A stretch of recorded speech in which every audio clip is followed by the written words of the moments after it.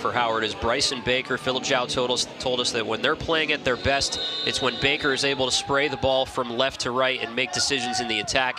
We'll see what happens tonight at Ambrose Urbanic Field here in Pittsburgh. Thanks for being with us, Kevin Wheeler and David Day.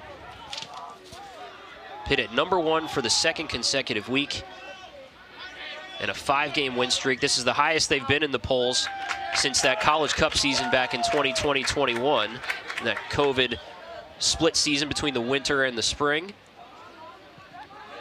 Yeah, and this is their first home game since they've got that #1 ranking, so exciting time to be a Pitt Panther, Pitt soccer supporter. Pitt in all white playing from right to left. Howard Bison in all blue playing from left to right. Beautiful night here in Pittsburgh for this game. Casper Grenning with the start for Pitt, number 11 in white, on the wing for them. Albert Thorson is their second leading goal scorer, starts tonight on the bench as Lasse Dahl, the freshman, will get the start on the right wing. So a different combination starting tonight in the midweek for Jay Vidovich than we've accustomed to see. Thorson usually starts every game. Yeah, that's the only change other than the goalkeeper. Moxham getting the start tonight, his 4th start of the season.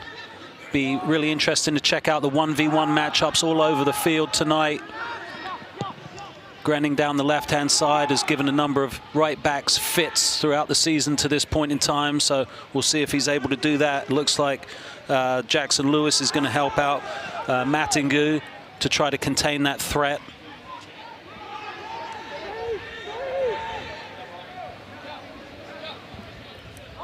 Pitt likes to possess the ball, put their stamp on the approach, the proceedings here tonight. We know that they'll see a lot of the ball, take care of it, work their passing game and build their attacks.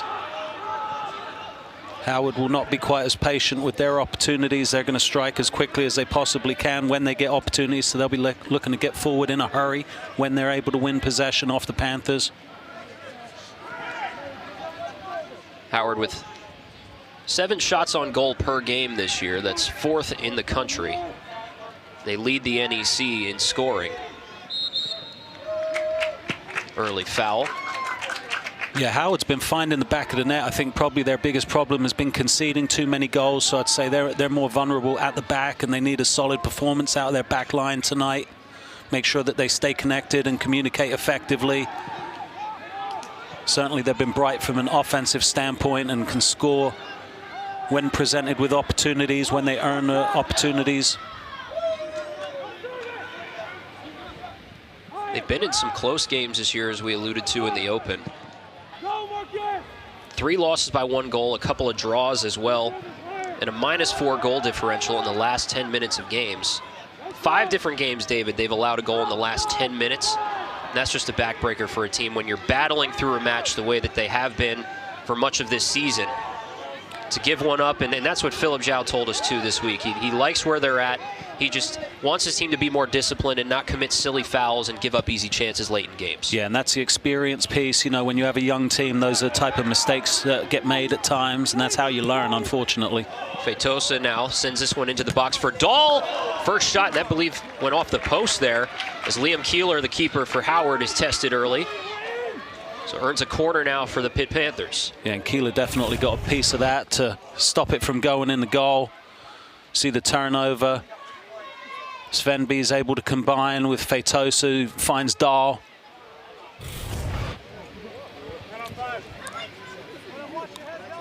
Svenby, the right back, has been really a difference maker for Pitt.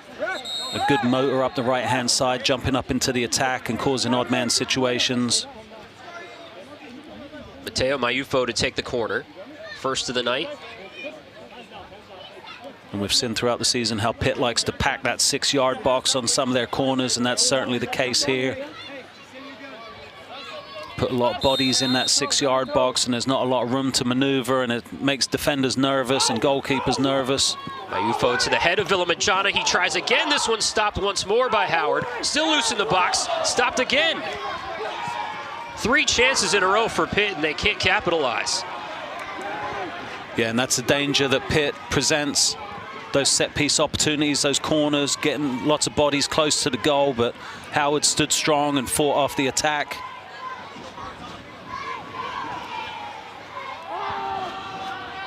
Pitt's first goal on Saturday against Virginia Tech in Blacksburg was an own goal coming off a corner. Went off the head of a Virginia Tech player, straight into the back of the net. This one all the way through to Keeler here, as they were looking for Feitosa in the box. When we were talking to Howard's coach, Philip Jow, he talked about the fact that in order to be successful here in Pittsburgh tonight, they needed to avoid giving away set pieces and unnecessary corners, and so it's something that they're going to have to make sure that they're aware of, trying to prevent those scenarios. Philip Jow feels really good about his squad. Believes that this is the best team that he's had at Howard. A young team, 6 different freshmen with at least 1 start this year, but he really likes the energy that his young freshmen have brought into this squad and the way that they're pushing the upperclassmen. Number of bright lads out there. The one on the ball right now, Daniil Caban, number 8. Here's Bryson Baker. Feeds it out wide for Jackson Lewis now. Lewis working on Mayufo and stabbed away by Casper Grenning. Throw incoming.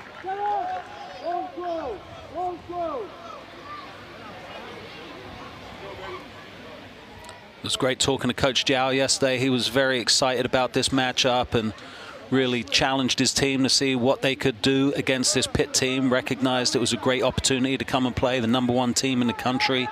Was really full of praise for Jay Vidovich, the Pitt coach, and just the fact that Pitt puts Howard on the schedule and is willing to play them when so many other schools may not.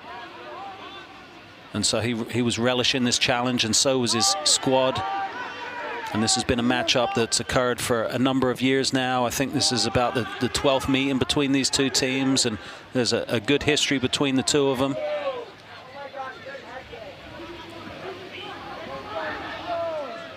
Sam Cow coming all the way back to win the ball in the midfield. And back to Moxham now. And that's one of the characteristics we've seen from this Pitt team this year, is those forward players getting back and helping out the defensive cause, helping to win the ball back. You saw Sam Cow doing it right there, Grenning doing it a little bit earlier. It's something I noticed Thorson doing a lot the last game, and it's something that is really important. But sometimes that's the dirty work that goes unseen a lot of the time. But that's the difference between winning and losing sometimes, is that those extra runs and getting back and helping the cause, and laying out to make sure that you stop the other team from gaining an edge. Kind of an early press coming from Howard here. Yeah, and that's a little bit different than what Coach Jow told us yesterday. He said they were just going to concede that last third of the field to Pitt and pick their moments to press. So I guess that's one of the moments they chose to press, but they don't want to give Pitt too much time and space on the ball through the midfield. Sven B looking for Sam Cow. That one deflected. Willamette Jana. Sam Cow now with a head of steam. Nobody in front of him as he gets into the box. And a nice job by Howard to close in and cover. Yeah, and Sam Cow kind of let it get away from him. He had his last touch was a little bit too heavy, and the ball got away from him a bit. Nice through ball from Willamette Jana, finds him, and Luis starts galloping, but right there you could see the touch that was just a little bit heavy, and that gave the Howard goalie an opportunity to come out and smother it. Jackson Lewis able to cut off Sam Cow on that run. Sam Cow's a ball of energy. He is going to be active all night long. We've seen him against a number of matchups, and he definitely brings the energy to that center forward position and works both ways, up and down, side to side, and does everything he can for the cause. Sam Cow with 6 goals in his last 5 games. He's been on a streak. You got to think that this is one that he's licking his chops for. Yeah, I mean, when you're scoring goals, the next game can't come quick enough, and it just so happens that tonight Howard is the team in the way. But I think he's full of confidence and just loving his football right now, and excited to get out there regardless of opponent. Sam Cow had a goal against these Howard Bison last year on this field. Pitt with a 5-0 victory against Howard last year. Here's Sam Cow. Heavy touch, and here's Keeler off his line, comes out and stops it. That's going to be a foul. Yeah, Sam Cow won that penalty for sure. I thought he had another slightly heavy touch where the ball got away from him, but the goalie was full of a head of steam coming out and couldn't really stop himself. Sam Cow over the top, onside. There, the ball sort of gets away with him, but he nips a little touch in there just to poke it away from the goalie, and the goalie's in no man's land, and Sam Cowell knows how to win a penalty. And the goalie had overcommitted, and there was nothing he could do to avoid it at that point in time. Very smart play by Sam Cowell to just push it past the keeper and draw the foul. Sam Cowell once again finds himself at the penalty stripe. I vote to the right. What do you got, Kevin? Left. Sam Cowell goes left and buries the goal. His 8th of the year, and the Panthers go up 1-0 early in this match. He's an excellent penalty taker, ice in his veins. We've said it a number of times, and he can put them different places. Takes this one really well. Great versatility. Goalie guesses wrong, and Sam Cowell slides it home. Penalty takers like that, they're reading the cues of the goalie and slots it home very calmly. He's always been willing to step up and take those penalty kicks, and you know, it's a skill, you know, and as an Englishman I appreciate that. It's a skill being able to take a penalty, and Sam Cowell's one of the best in the college game. Sam Cowell now with 11 points in his last 6 games, 6-game point streak. Leading the team in scoring, top 10 in Division I. You mentioned it in the open, David. Luis has already eclipsed his career high in goals, and man, there's half a season left to play here. 4 conference matches remaining on the schedule for Pitt. He could easily get into the double digits. Yeah, at this point I would certainly expect him to. I mean, he's just prolific, pops up in all the right spaces, makes some great runs. And the thing that Coach Vidovic was talking about, how his game has grown, is the runs he makes off the ball, where even if he's not getting the ball and not the one doing the finishing, he still makes an impact and draws defenders away and creates space for his teammates. Another corner for Pitt here in the 11th minute, taken by Feitosa, now at the top of the box. Back out to him. Lined in once more. Nice job by Howard to get rid of it. Yeah, it's going to be important for Howard to keep working now and not lose their concentration. It's just one goal, and it's going to be important that they make sure that they stick to their game plan and stick to their assignments, win their 1v1 battles. But make no mistake about it, this is a big challenge for this young Bison team.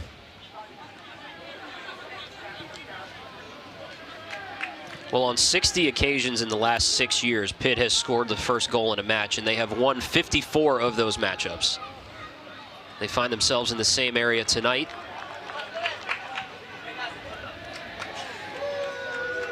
I think if you're Pitt, something your coaching staff is looking for is that ability to be ruthless. I know that we've seen them take leads, but sometimes they have trouble finding the second goal.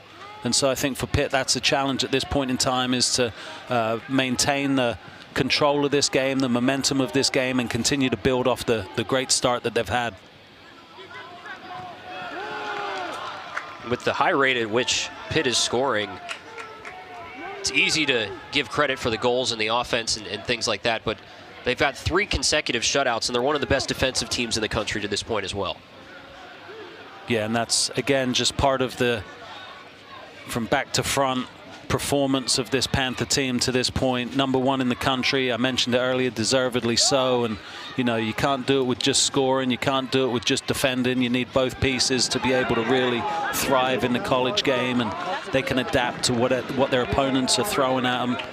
They've been forced to figure out the challenges that different games have presented. But they certainly prefer playing here at Ambrose Urbanic, and they like getting on top of teams for sure.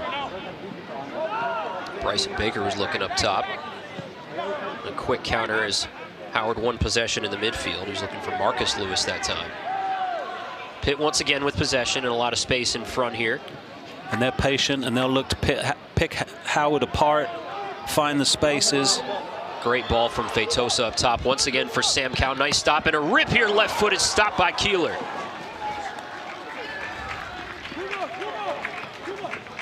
That was Fenby getting up for the shot. I wasn't sure at first who was going to take it, if it was Sam Cowell or Fenby. They both made kind of similar runs. You see Fenby was cutting in from the right-hand side.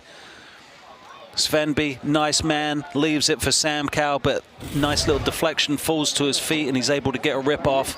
But the goalie was up to it, and a big save for Howard. Feitosa to take it again. Near post. And he'll just go right back to the spot. And when I say Howard, I mean their goalkeeper, Liam Keeler, although his hero is Tim Howard, the former Everton goalkeeper, national team goalkeeper. Booted out by Keeler there. Now Grenning tried to get on top of that, couldn't do it.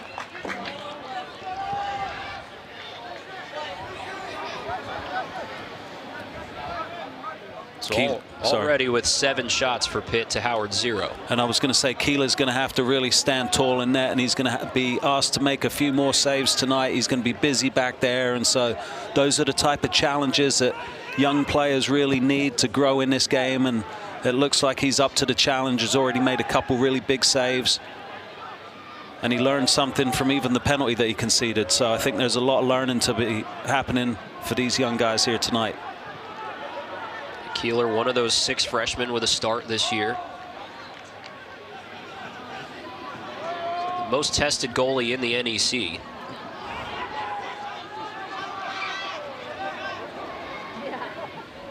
But the game's been quite open. It hasn't been cagey to this point. Pitt's certainly been getting into the attack. Howard's had a couple breaks and will look to have some more. That was a good idea there by Dahl as he was looking for Grenning. Grenning had space, and then Feitosa took it to the center, and Dahl tried to one-touch it out left, but too much on it.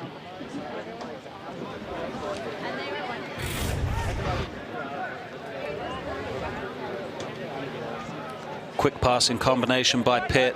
Looking for Grenning, can't quite connect, but you could see what they were trying to do.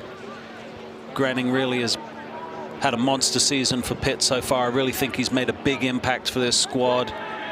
Really dangerous down the left-hand side. Great intensity to him, and he's fun to watch.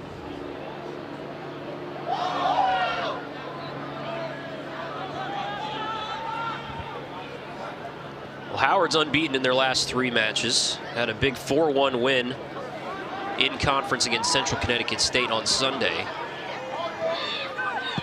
This shot by Feitosa over the crossbar. 2 seniors trying to connect.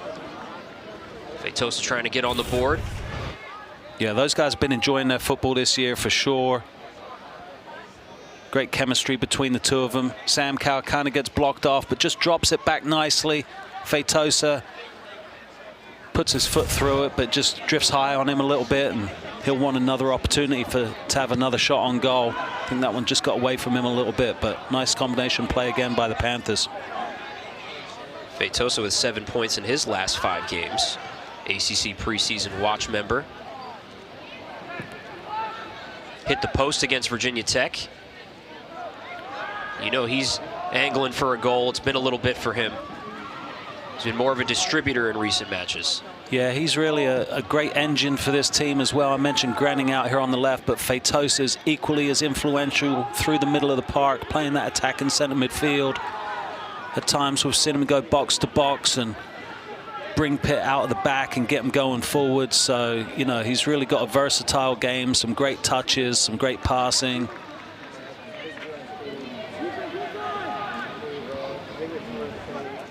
Feitosa's production by year.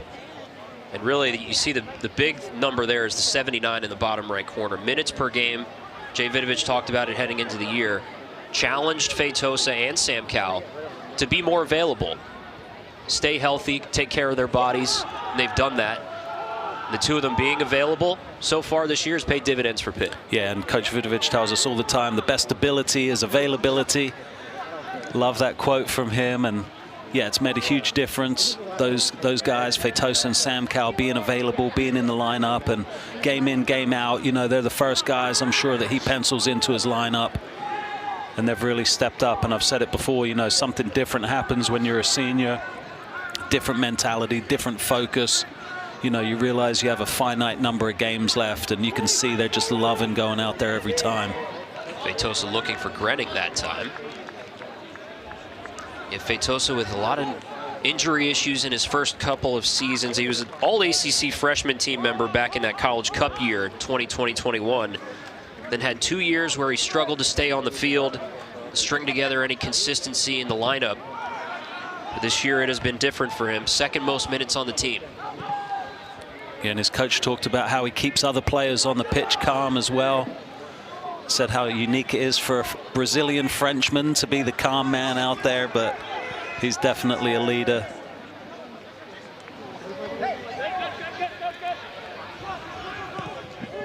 Nice ball from Bryson Baker into the box, and it slides past Moxham. Howard on the board against the #1 team.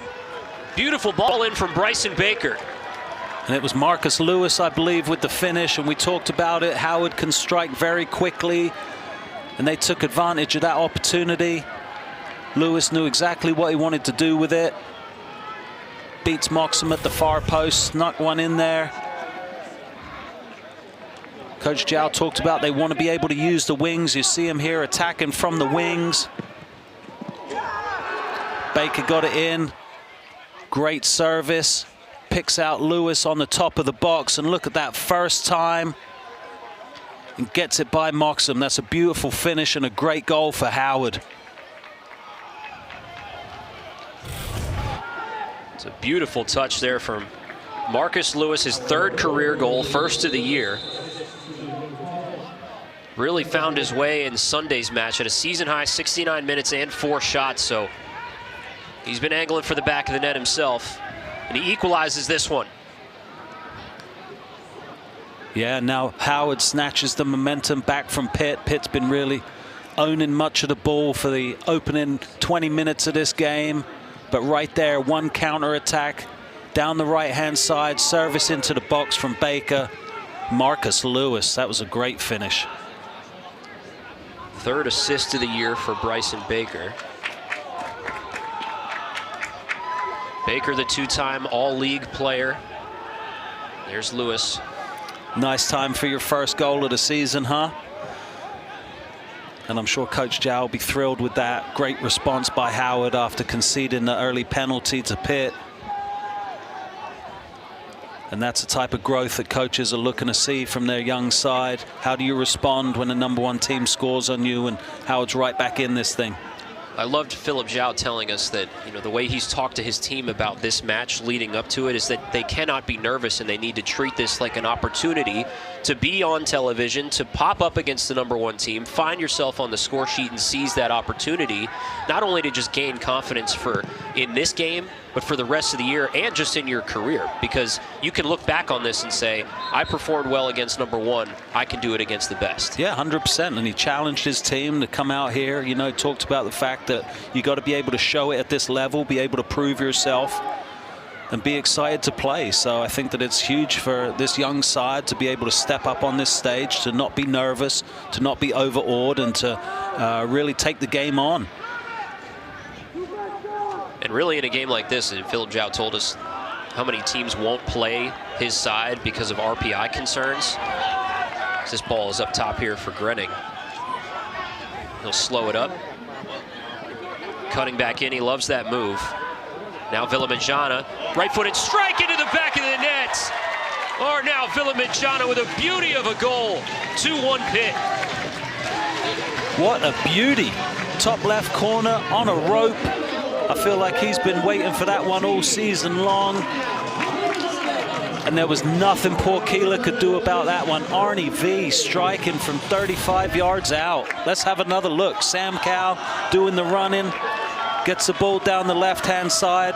Grenning, look what he does with it. Picks out his guy, pulls it back. Arnie V lining it up. Whack, right in the top left corner. What a beauty.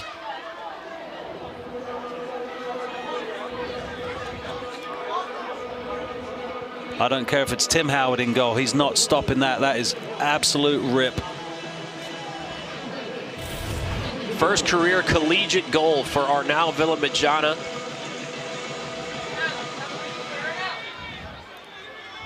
Just absolutely gorgeous. Has received a lot of praise from the coaching staff this year as the guy who sets the pace for this Pitt team. And finally a goal for him. He does so many things that don't show up on the stat sheet, David, but finally he gets himself a goal. Yeah, I'm happy for him because he has done a lot of the dirty work all season long, and he is sort of a guy that regulates the pace of this team. And I think in terms of growing into the college game, the young Spaniard has really put a stamp on this game. That's a statement goal and snatches momentum back for the Panthers. The other goal scorer there, Marcus Lewis, had it for a moment. Now Daniil Caban plays it back.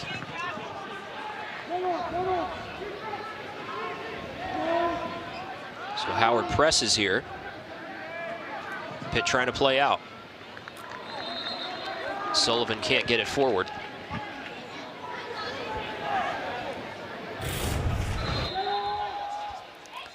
Marcus Lewis again is able to win the ball off Sorensen, digs it over his head and is able to work to help his team create more of a chance. Lewis having a nice night out, and he's got a big throw. Here's going to be a big old ball into the box for Howard. Saw this on film. Marcus Lewis able to really get the ball out in there. Big throw in. There's Villamanjana. Gets ahead on it. Now Svenby gets it out. And that's always dangerous anytime you can put balls into the box.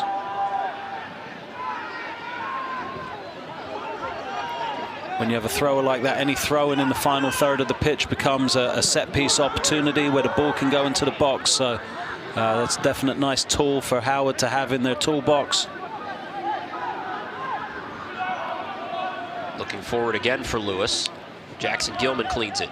Yeah, and Howard's really challenging the Panthers. I mean, they are making them work, so this is no walk in the park for the Pitt Panthers. Howard's come to play, come to prove themselves, excited to compete against the #1 team in the country, and now the responsibility lies with Pitt to solve them and be able to find the next goal and exert their will and exert their ruthless streak. Svenby out wide, now gets it back in the box, cuts it forward into the box there, and stopped. Nice combination play by Pitt, and they're going to call it offside. Yeah, really nice play down the right-hand side for Pitt. Feitosa ultimately ended up with the shot. He was kind of hanging in midair, trying to get it off. Svenby and Dahl combine. Svenby's not the one offside there. The cross sort of got broken up and Feitosa couldn't get a good shot off. Not as powerful as he would have liked. A little bit off balance, but nice opportunity created down the right-hand side for Pitt.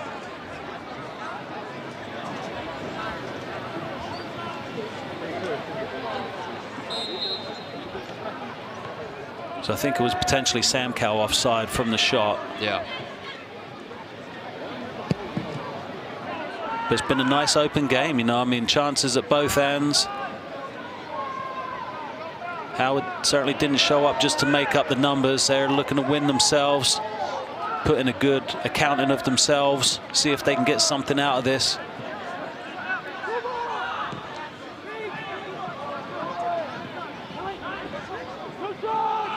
Feitosa with space, cuts it back, finds Grenning. Room to work and stop there as the Howard back line converged. Lovely footwork by Feitosa there to try to release Grenning. They couldn't quite pull it off, but boy, it was close. Maufu finds Feitosa. Look at this footwork. Pulls it back right here and is able to just pick out Grenning. Jackson Lewis does a good job of covering him and not giving him an opportunity to get a shot off. Feitosa takes the corner, comes out the other side. It's going to be another corner for Pitt. And we know this is something Howard wanted to limit coming into this game, those corners and set-piece opportunities, but they have been giving up a few too many of them. But with Pitt pressing, it's tough to defend your goal. The ball's got to go somewhere if it's not going in your net.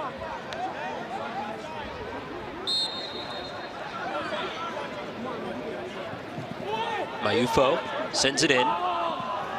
Over the top, now Sullivan.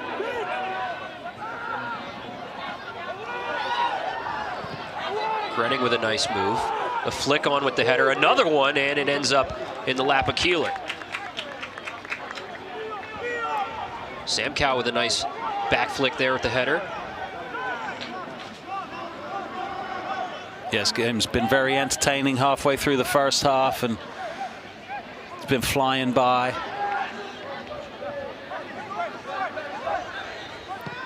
Svenby and Feitosa win possession back for Pitt, and they'll start their traditional build-up once again. Gilman trying to slow things down for them.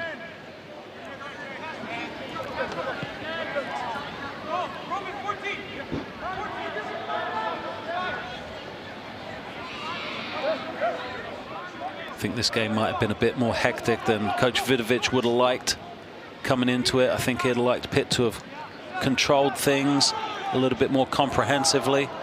Looking up top here for Sam Cow. On a great run, had it knocked away. Feitosa, too much underneath that ball. But you can tell Feitosa wants to get one tonight. Yeah, he's hungry. Ball seems to keep finding him, and so you don't want to give him too many opportunities to take those chances. Sam Cow provides a service. Feitosa doesn't really get behind it quite as much as he wants to, lofts it a bit too high. Already with 3 shots for Feitosa as Jay Vidovic gives Albert Thorson some instruction. Surely he'll be the first sub off the bench. Yeah, and that's part of the danger of this Pitt Panther team is, you know, you think you're containing someone, but then all of a sudden they bring someone else on and they're equally as dangerous. And Thorson, when he comes on, is going to cause problems for Howard. I would assume he comes on for Dahl, but we'll see. There's some real flexibility to the Pitt attacking lineup. They have a number of pieces that they can move to different positions across those top 3 or 4 spots. Grenning is pretty exclusive on the left-hand side, but Dahl plays both flanks. Thorson can play the number 9 spot or either flank. He can play the 10, and so, you know, we'll see where he gets plugged in.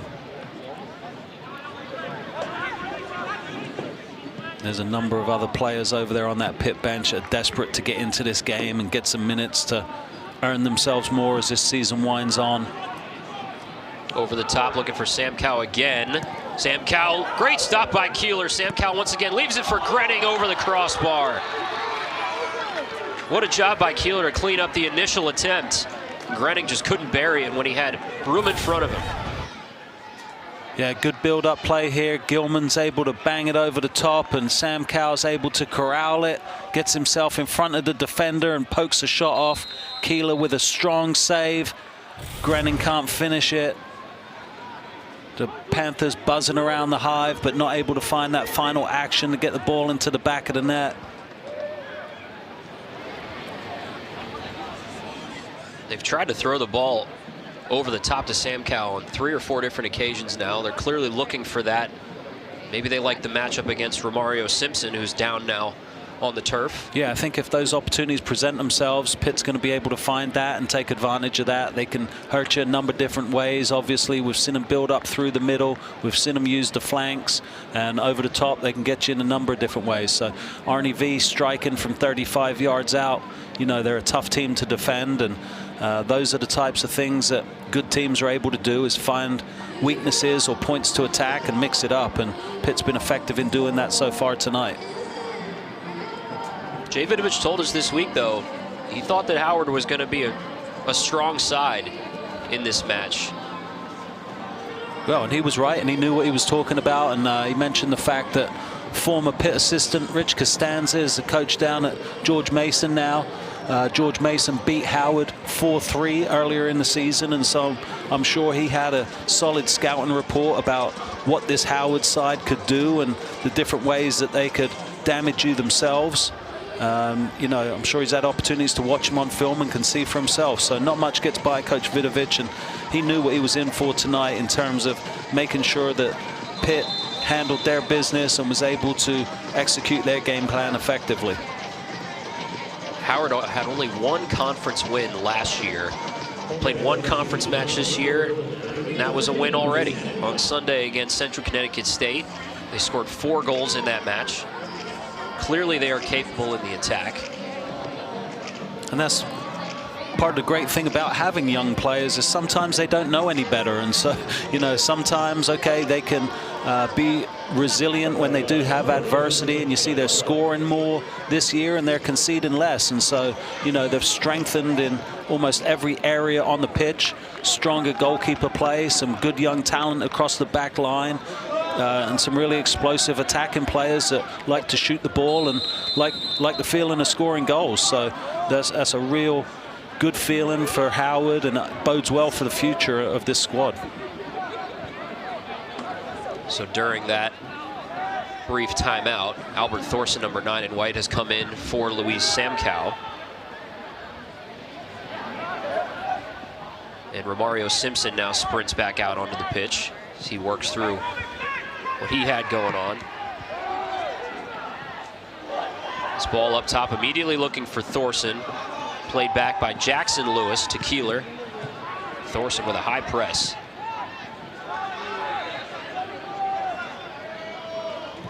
So Thorson has come into that 9 spot, centre forward, a spot he relishes. So Samkow got himself a goal and a rest, rewarded with a break, as you would say, Kevin.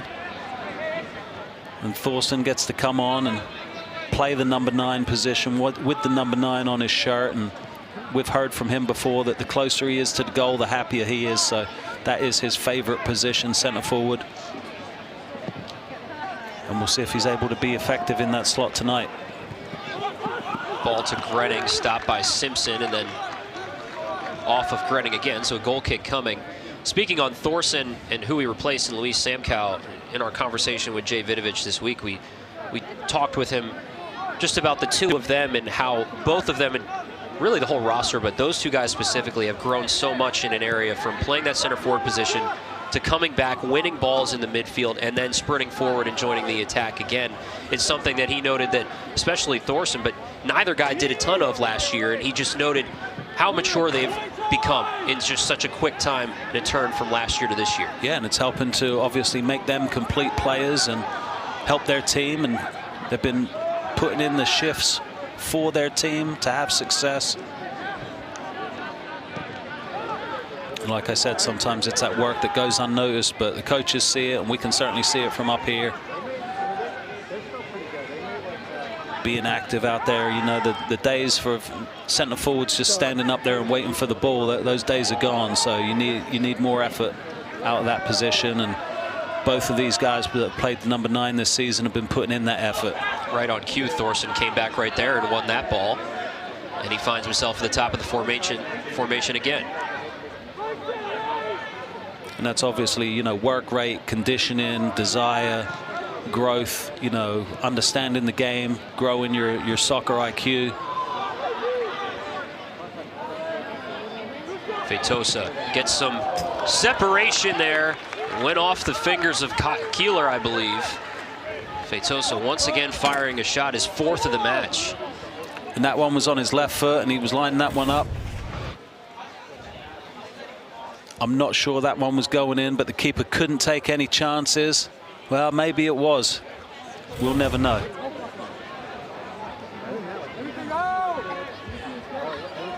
UFO will take this one.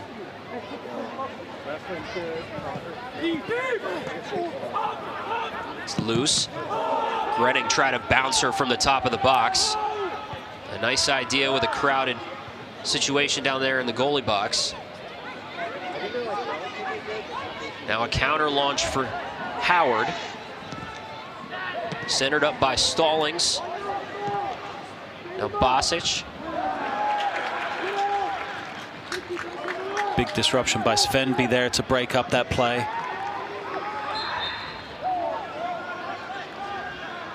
There's a foul. Brandon Franklin was taken down. Good counter opportunity for Howard there, though, and they maintain possession in the pit half. Good opportunity then for them to catch their breath and build a play.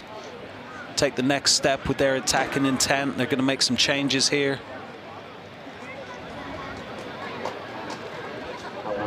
So Angie Bosic will head off. Bryson Baker with an assist tonight. Daniil Caban. Yeah, some nice depth being shown by Howard as well. This is some good talent coming on. Zach Simmons coming on. Mason Christian, who's their leading scorer, coming on. So, you know, we talked about Pitt's depth, but Howard has some nice pieces that they can bring on as well. And both teams are talking about load management. These days, we hear it a lot from college coaches. And right now, it looks like the ref's going over to look at something. So I'm not sure what's occurred. But there's something that the ref's decided he's going to go have a look at, and we'll find out. We'll get to the bottom of it.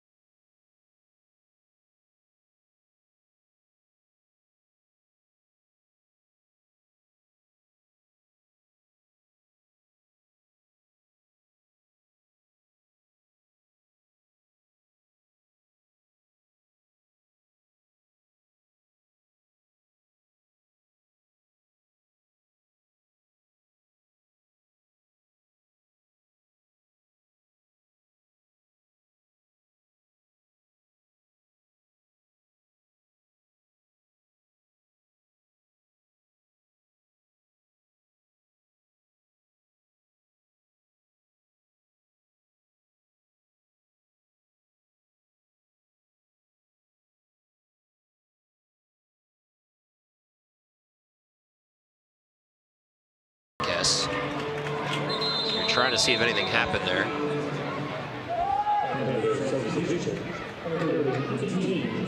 So he'll have to come out, and Josh Vicek will step on.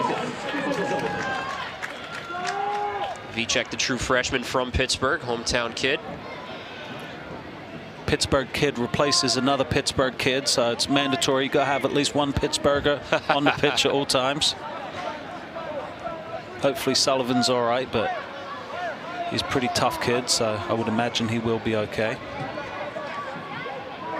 Sullivan's been such a great player for this team his entirety of his career, his 4-year career with Pitt, but especially this year. Here comes a free kick now for Howard.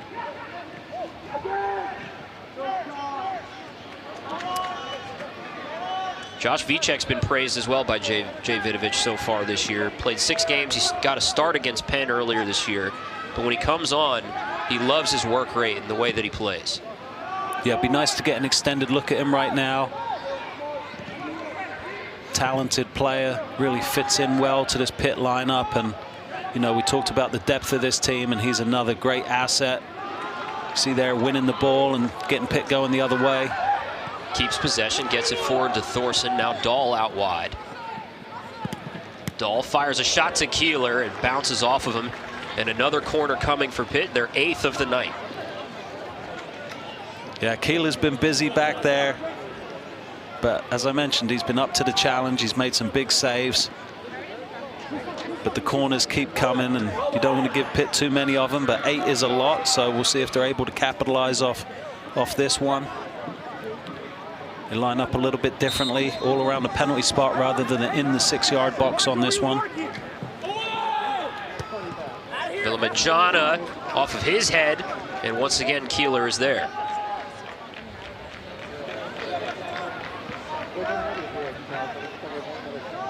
We'll see if the fresh legs are able to get Howard a few more chances going forward.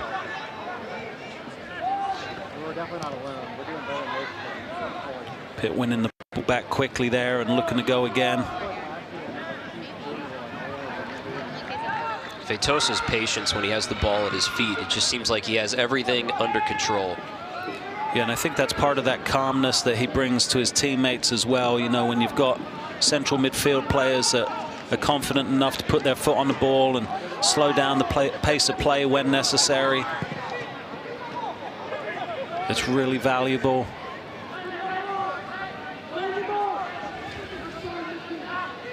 Marcus Lewis, nice back touch. Fired in, here's a cross. It's loose there. Man, what an attempt. Zach Simmons was on the other end of that cross. Yeah, that was a great chance created. Howard looking dangerous on that break there. Marcus Lewis with the nice back heel was able to help get the service in.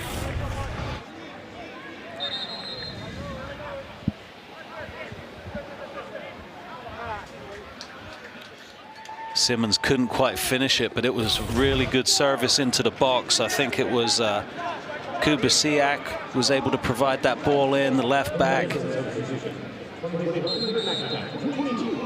See, Evan McIntyre coming on for Lasse Dahl now with under 10 minutes to go in the first half.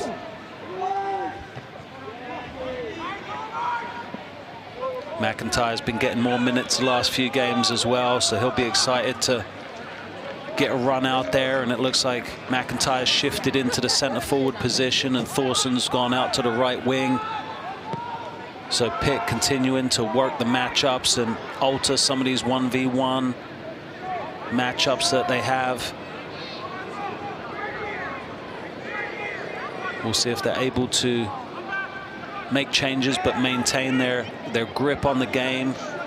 Howard has had some nice chances, but Pitt has really controlled the bulk of possession throughout this first half, as they typically do. Troy Mattingou gets that ball sent across the goal line, so another corner kick coming. Fetosa's getting his work in from the corner tonight. Yeah, we'll see if Pitt has some different looks from these corners. We saw how they lined up around the penalty spot last time. Looks like they're there again for this one. Work a short corner this time. Into Fetosa. And back to the corner again. Number 10 now for Pitt. There we go, double digits corners in the first half. That's got to be some sort of record, I would think. If we can get our statistician Michael Masicic on that.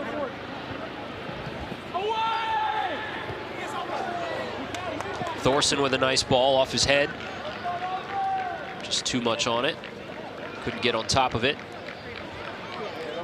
Pitt's only had 19 corners in the first half all season of games, so they've almost added 50% more corners in the first half to their season tally. Man, look at you. Earlier you're talking about watching film. Now you're doing stats on the fly. I'm impressed. You're not just a broadcaster. You don't just sit up here and talk. That's good work from you. Got my abacus out.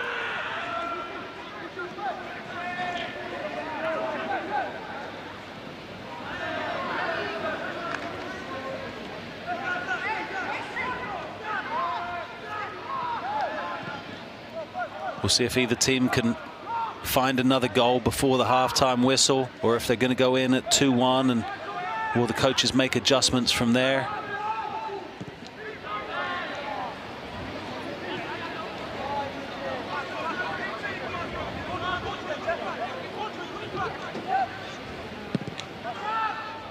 Howard last beat Pitt in 2014, 1-0 victory.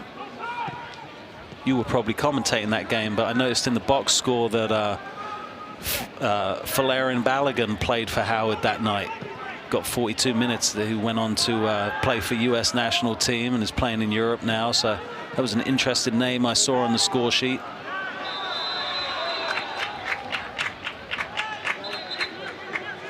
Foul goes Pitt's way.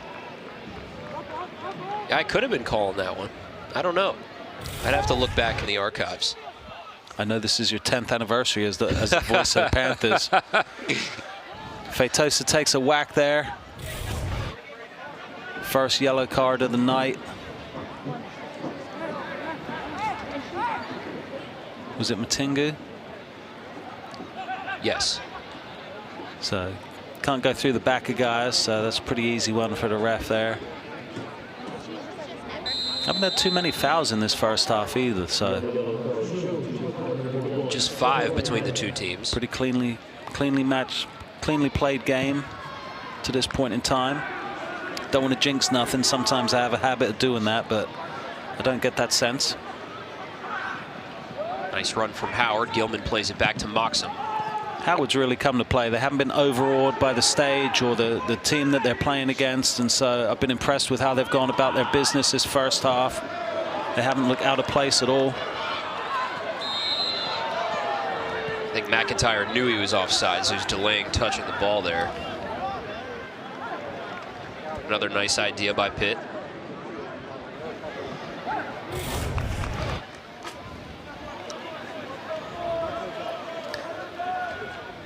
That's tight. I mean, you look at the left back there. He could be playing him on, but you know, sometimes when you get in that much space, you look like you were offside, even if you weren't necessarily offside. So I think in that case, he might have looked a bit more offside than he maybe was.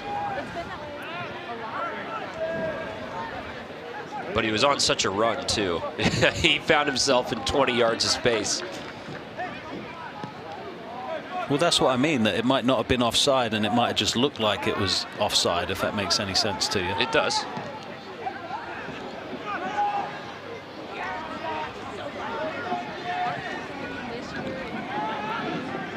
But I'm not one to question officials' decisions, Kevin. You don't do that.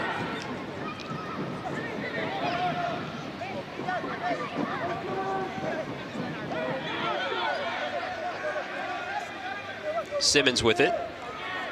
Howard looking for another equalizer in this. Simmons, nice work against Gilman. Yeah, great footwork building up there. The freshman from Texas. Looked like he had the ball on a string on his foot. Had a goal on Sunday. First of his career. 3-game point streak coming into this. That was Jackson Gilman on the defensive end. Had his hands full.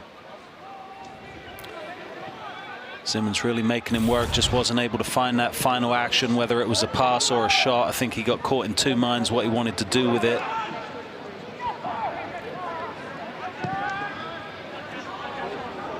Grenning switching fields to Svenby. Looking up top for Thorson. Svenby and Thorson love connecting. Known each other since they were kids. Yeah, and Pitt's really looked to press that line with purpose tonight. They've been moving the ball quickly and playing a bit more vertical than what we might typically see them play, but I think that those opportunities have been recognized by the players, and so they've been taking advantage of what's presented to them. Svenby, a fine first season here for Pittsburgh, the Dayton transfer. I mentioned Grenning, but Svenby's been another real bright addition to this Pitt team, made a huge difference. And I think that balanced attack that Pitt's been able to put out on the field week in, week out has really benefited them.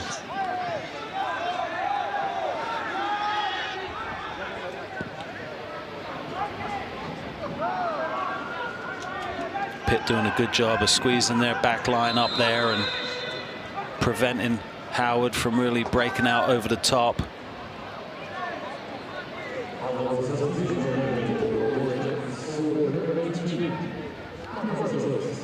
Couple more changes for Howard. Coach Jow really talked about the fact that he was going to use as many players as he could tonight.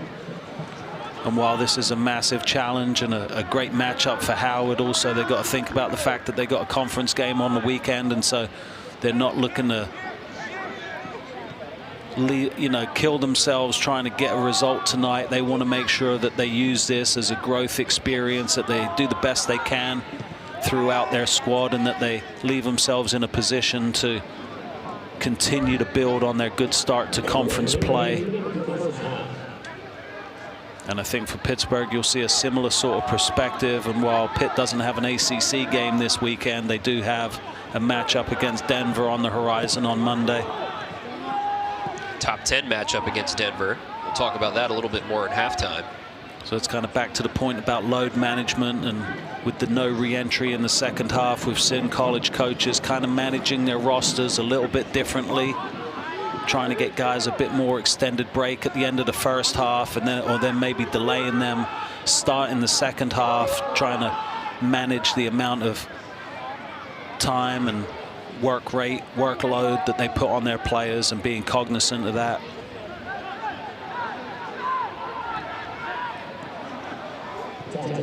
Final 10 seconds of the first half. Pitt wants one before the buzzer sounds. Feitosa can't get through. Yeah, Simmons stepped up to that to make sure Feitosa couldn't get a shot off. But in this game, they're stood up to the challenge. They're here to fight, here to compete, here to test themselves against the #1 team in the country. And I'm really excited for his second half. So Villamaggiano with his first collegiate goal. That is the difference in the match so far. I see a few changes for the Panthers coming into the second half. Thorson stays out on the right-hand side, and Miguel Bertrand is playing the attacking centre midfield, so Feitosa's getting an extended break. Feitosa had 5 shots in that first half. Matches a season high that he hit back earlier this season against Mercyhurst. To your point, probably got a tired leg from taking all them corners and taking all those shots. Yeah. 10 corners in the first half. I mean, at least half of them were taken by him. Josh Vicek staying in, holding centre midfield, the spot that Michael Sullivan started in. We think Sullivan might have got a head injury. We'll see if he's able to return or not. Out wide to Svenby, centered up Thorson with space, booted toward the net. Albert Thorson buries one. Pitt goes up 3-1. Oh, that didn't take very long, and we've seen this very, very recently. The Norwegian connection, as we'll call it. Not much Keeler could have done about that. Thorson had time to turn in the box, and doesn't take him long to make an impact. Combines with his childhood buddy Svenby. You see Grenning pushes it out wide. Svenby gets a service across the top of the 6. Thorson is able to turn and get just enough on it to put it in the back of the net. You don't need too much power from there. You just need to put it where the defenders and goalkeeper are not, and that's exactly what he did. Turns on a dime and bangs it right inside that far post. Big old smile on the Norwegian's face. Goal number 6 for Albert Thorson this year. That's a career high for him as well. Yeah, Had 5 last year as an All-ACC freshman team member. And that's that balanced scoring that we've talked about with Pitt, that they can hurt you from a number of different areas, and that depth can just continues to press and push you, wear teams down. Svenby, as I said, down this right-hand side, he gets up high and really creates those odd man situations and creates confusion for defenders. That's a strong start to the second half, and now we'll see if Howard's able to respond again. How about Svenby with assists in 4 straight games now? Jay Vidovich told us that coaching staff thinks that Svenby could be their leading goal scorer to this point in the year. The amount of great spots that he pops up in. Just 1 goal on the year for Svenby, now 4 assists. Yeah, I can't say enough good things about Svenby. He's really impressed me. Come on really strong, joining this Panther team. Transferred in from Dayton, but him and Thorson are from the same town in Norway, Drammen. Played together as youth players. I think when they were 12, they played on the same team, and so they've known each other a long time. There's a great chemistry between those two, and that's a combination that the Panthers coaches really like working. And you see right now Svenby, you know, up in like an attacking midfield position. Thorson drops down lower, and Svenby almost looks more like the winger. And so it's really dynamic how Pitt is able to attack teams, and I think that's really evidence of what we've seen throughout the season, of some of the halftime adjustments that have allowed Pitt to come out and really put their foot on the gas in the second half. They've scored the majority of their goals in second halves, and they really have been able to put teams to the sword in the second half of games. Miguel Bertrand with some space. That one stopped on the goal line. I believe it was Simpson who got in there and put a chest on it. Great defensive play to stop a goal. We'll see if Bertrand got hurt there, but he had a great opportunity to score himself. Bertrand, the true freshman, looking for his first collegiate goal. Sam Cow dishing it out wide, but it was a mistake by Howard. Led Bertrand to break through. Great defensive play, stopping the goal from going in. That's a big play to keep this game at 3-1.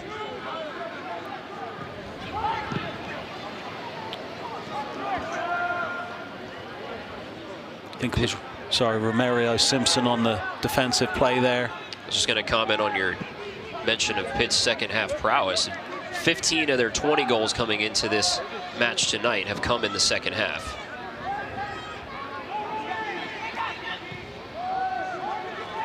Just a testament to how that build-up play wears a team down over the course of a 90-minute match.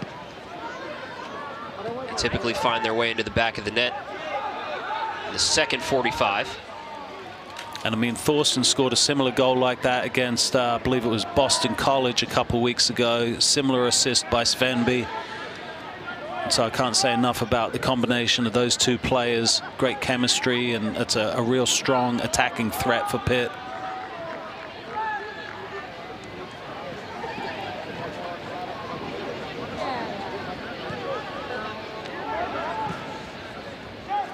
Good run up top. Sam Cow and Grenning overlapping over there.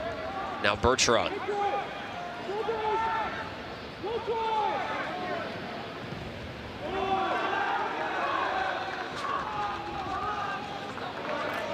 Howard was able to break it up, but Pitt wins the ball right back, and now they'll look to rebuild from the back here with Gilman. So last year, Pitt won this match 5-0 on this field on August 28th, 2023. Howard was outshot 22-2 in that match. Tonight, it's 23-3.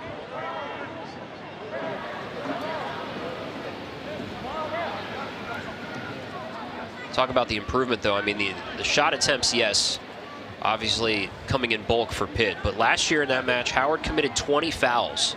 Tonight, only 5. You commented earlier how cleanly this game has been played, and I think that shows a discipline on both sides. Yeah, absolutely. And I mean, Howard has come to play. They're looking to play soccer the right way and take advantage of their opportunities to, you know, hold strong across the back and frustrate Pitt, and take their opportunities on the counter-attack to build out when they can. Pitt's been pressing all night, and they will continue to do so, but Howard, I think, has really shown up and put in a good account of themselves.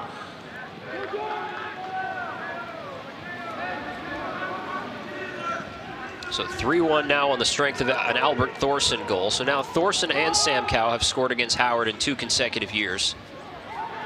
Both of them now with career highs in goal totals this season. Yeah, and those numbers just keep building as well, as you mentioned, just past the halfway point of the season. And the Pitt scoring doesn't show any signs of slowing up. They were only shut out once this season. That was in a 1-0 loss at Penn, and they had a ton of chances in that game as well. So they've really been productive from an offensive standpoint and balanced, spreading out the scoring. We've seen tonight 3 different scorers. Thorson spinning into space, a left-footed strike just wide.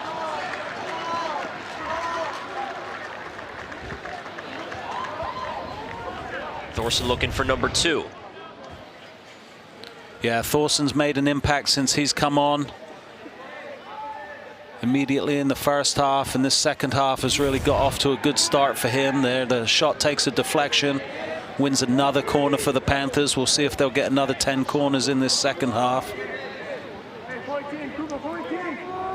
Mayufo to take it.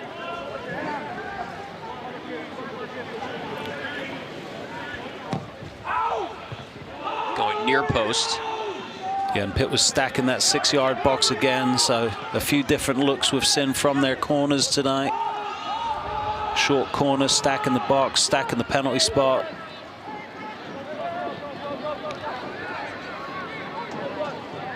And that's the thing, they're just so versatile. They'll just continue to probe in different ways, try different approaches, give you different looks, try different combinations, different matchups, and just the versatility of this team is really impressive.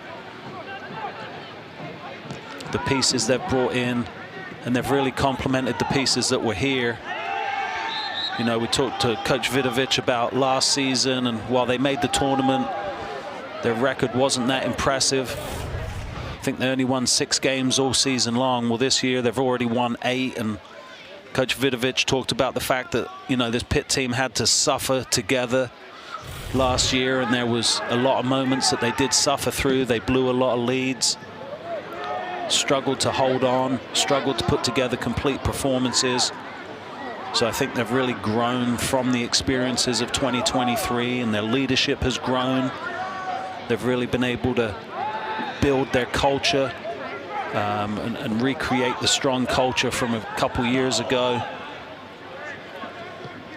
And all these guys have been leading by example and buying into it and working for each other and working for the badge on the front of the shirt. There's Howard with a run. Looking inside for Mason Christian. Yeah, and who headed it out? It's Thorson, your right winger, is back there in your penalty area, heading away a dangerous cross, and that's exactly the type of stuff I'm talking about in terms of these guys doing all the little things and tracking back, playing for the team. And that's a great example by Thorson.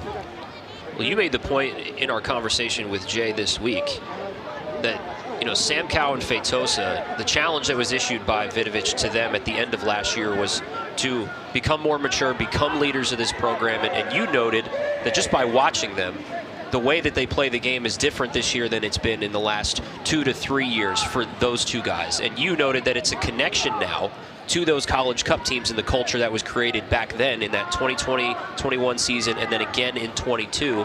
And Jay largely agreed with you on that. Yeah, and it wasn't just Luis Samcow and Feitosa, but, you know, Michael Sullivan and Cabral Carter, Jackson Gilman, Mateo Maufu. All of those guys have kind of bridged those College Cup teams and brought Pitt back to #1. Such a testament to, obviously, the culture that Jay Vidovic has worked to instill in his 9 years with Pitt, as Svenby now gets a chance of his own, and this one squeaks past. Casper Svenby gets on the board. 4-1 Pitt.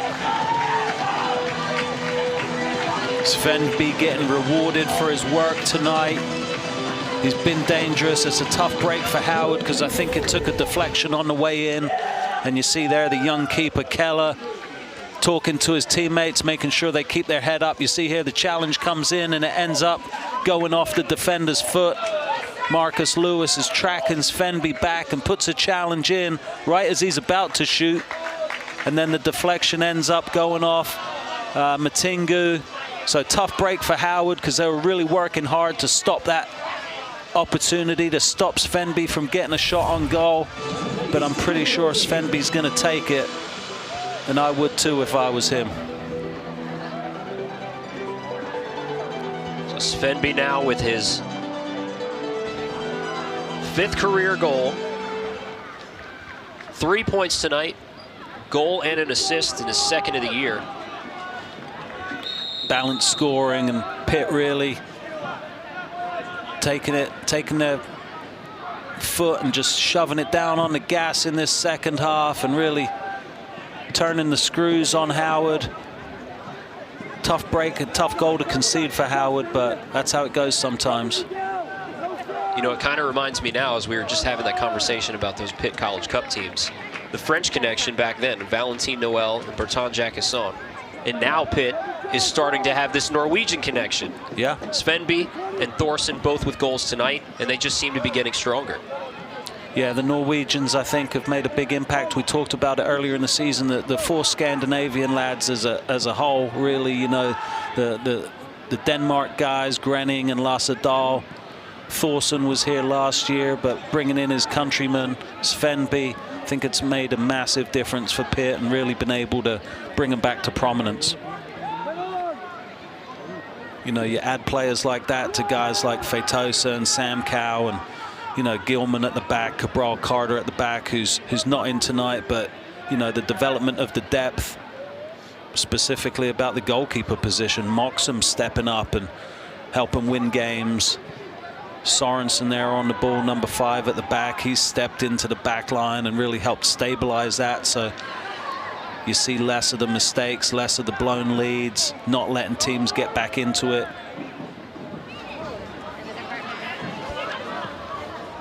Pitt now at 8-1, 4-0 in conference. #1 in the latest RPI rankings. And on top of that, they've done all of this playing the 10th toughest schedule to this point in the year in the country. And it only gets tougher with Denver coming in on Monday. #3 North Carolina waiting a couple conference matches from now. Jay Vidovich loves to play the best of the best. They started off this year with a big win on this field against Georgetown. He was ranked 16th at the time. Yeah, and I think that was some of the reasons they took a few lumps last year, was they played at such a tough schedule last year. And, you know, to the point of what's going on for Howard tonight, that's how you get better, is, you know, playing against the best teams, the highest caliber of competition. And so just like Pitt grew from some of the tough games they had last year, you're seeing Howard will grow from this tough game tonight. Bertrand settling at the top of the box. Now Svenby. Thorson in the middle.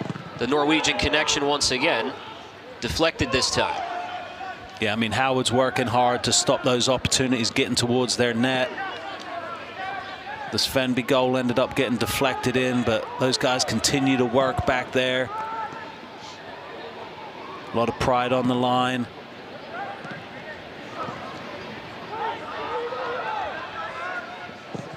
A shot toward the goal and in. Casper Grenning. As Pitt continues to pour it on, it's 5-1 Panthers. 5 goals and 5 different scorers. I feel like that's the goal Grenning's been looking for all season, cutting in from the right and just banging it into the top corner like that. A great reward for his work rate, his effort. Look there, he starts to play, combines with Bertrand, then dances his way across to the middle of the pitch and just strikes one. Absolute beauty into the top right corner.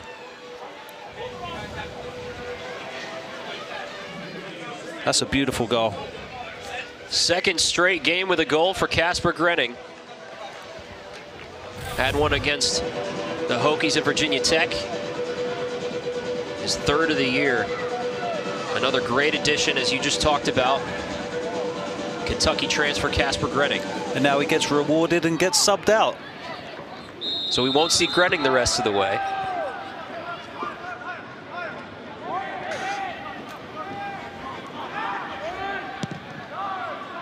No, but he's worked incredibly hard this season. We were talking about it, you know, not just the Norwegian boys, but the Danish boys making a huge difference. And that's a well-earned goal for Casper Grenning. Santiago Ferreira onto the match now, number 28 in white. Just his 2nd game of the year. Had an injury in the preseason. Villamajana also heads out. There's 2 of your goal scorers right there next to each other, Villamajana and Grenning. There's Ferreira. Lasse Dahl also back into the contest. And number 4 in white, Daniel Gamboa Gonzalez on the left back position with the ball at his feet right now. Comes in for Mateo Mayufo. Another true freshman that Jay Vidovich is excited about.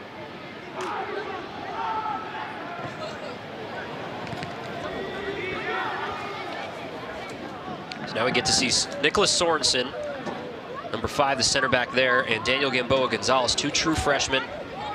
Remember, we saw this Pitt team in the exhibition early in the year against Maryland. Those 2 were playing center back together. So now you get to see them on that left side of the back line. Yeah, and I think this is exciting for the Panthers to be able to get some of the younger guys, some of their more inexperienced players, an extended run out tonight. And just like Howard is gaining in experience tonight, so are some of these younger Panthers. And they're getting some time that they're going to relish, and they're going to look to continue to pressure Howard, to continue to build and continue to implement the Jay Vidovich game plan.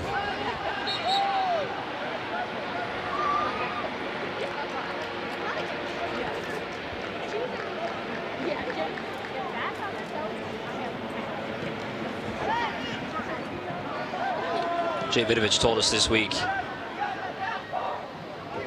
he always agrees to play Philip Zhao, and Howard enjoys the matchup. There's a lot of mutual respect between the two, but Jay Vidovich also said he's old enough to remember and respect the Howard program tradition. 2 national titles in the 70s, 6 College Cup appearances, the last one coming in 1988. But he remembers those days. That's why he still agrees to play this Howard program. Yeah, and he's great friends with their coach, Philip Zhao. I mean, Howard, a rich tradition, the first HBCU school to win a national championship in any sport, I believe. And they ended up winning 2 of them. Quite a lot of distinguished alumni have come out of Howard as well. One of them's running for president right now. Another one, the Black Panther, Chadwick Boseman, Thurgood Marshall, Toni Morrison. So great history to that institution. Founded in 1867 in Washington, D.C. Why didn't you mention Philip Zhao? I should have. Yeah. Played for the Howard soccer program, 1982 to 85. Also went on to play for the U.S. men's national team, 6 appearances for his country. So impressive stuff, and an extended beach soccer career as well, which I'm extremely jealous of. I could see you playing some beach soccer. I didn't even know it was a thing. We don't have beaches in England. We just have rocks and stones. That sounds about right. Never been to Clacton. But so no. you don't play a little footy when you go on vacation? I mean, now I do. You got beaches over here. Yeah, well, that's what I'm saying. Sure, sure. Do you enjoy that? Oh, it's brilliant. Okay. I feel like that'd be tough. Sand flying up in your eye all the time. Yeah, I mean, it's wet sand, but I remember being in Porto once, and there was like 15 games of soccer going on the beach. It was like a whole big league, you know, old guys like me.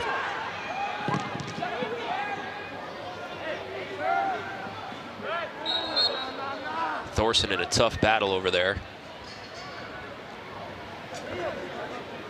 Marcus Lewis has had himself a night, got himself a goal against the #1 team in the country, so he'll be telling his kids stories about tonight down the road. Great one-touch finish by him. And Howard's had some really bright moments tonight. Definitely a lot of good play that they can build off going in to their conference slate. I know that they played 1 game and got a win against Central Connecticut on Saturday, but they'll be looking to build off that and get themselves to a top 4 finish in the Northeast Conference. Talked about him playing, Philip Zhao playing Jay Vidovich every year. Well, he also plays John Kerr at Duke every year. He said a lot of similar things about the two of them. Really loves that those 2 guys in the ACC, they're not afraid of, you know, games to threaten their RPI. They still just want to play games. I think that's one of the benefits for a team like Pitt playing such a strong schedule, is that, you know, you can play against some of the smaller schools, maybe some of the schools that aren't going to have such a great RPI, but that's not necessarily what they're all about. To your point, building the game, recognizing relationships, honoring history. So Sam Cowell started the scoring tonight. His penalty kick goal. He is done for the night. Albert Thorson also done, and Casper Svenby. So 3 goal scorers head to the bench, and their night is done. All smiles on that Pitt bench. Yeah, it's good work by the Panthers, and some other guys will get some opportunities. Noah Hall now coming in at right back for the Panthers, and he'll try to play that Casper Svenby role, and he's got a lot of great characteristics and qualities to his game as well. He's a guy that's still coming back from an injury, a severe injury last year, so he'll be enjoying his minutes out there tonight and looking to make an impact and earn himself some more time down the stretch of the season here. Mateo Stoka, number 20, is going to play that right wing position, and Evan McIntyre back into the match, center forward. Bertrand tracking all the way back.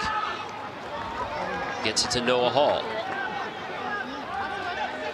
A great opportunity for a number of Panthers to earn themselves some late season minutes with good performances tonight against Howard.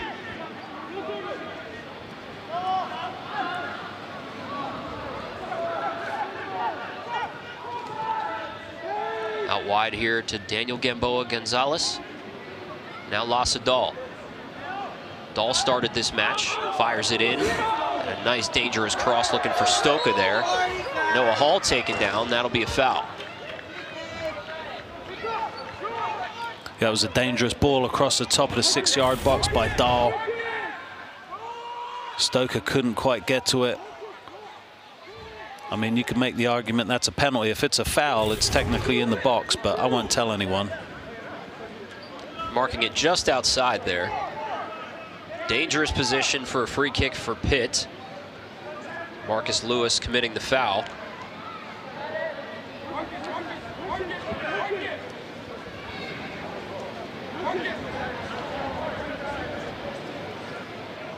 Coach Vidovic talked about the fact that his second team and sort of a lot of the guys that come off the bench have been really growing and maturing themselves, and so big minutes for all these guys out here right now. Bertrand chipping it in, looking for a header. Still loose and batted away. So Mario Simpson with the clearance.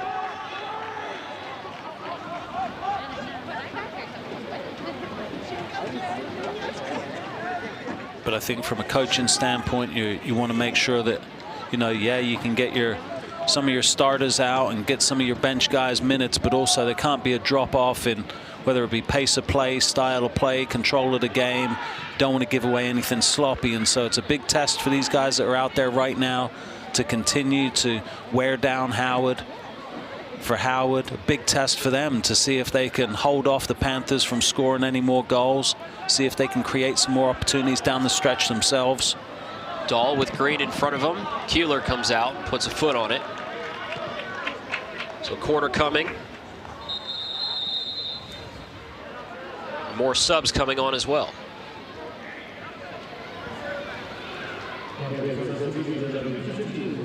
Dahl has started this game, but he will head to the bench. His night is finished, as well as Nicholas Sorensen. So full roster change basically here for Jay Vidovic and the Panthers. Zahir Dykes comes on.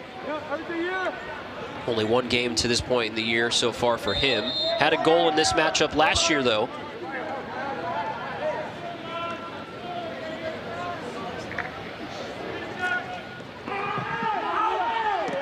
Looping toward the goal and in. Is that Eben McIntyre popping up?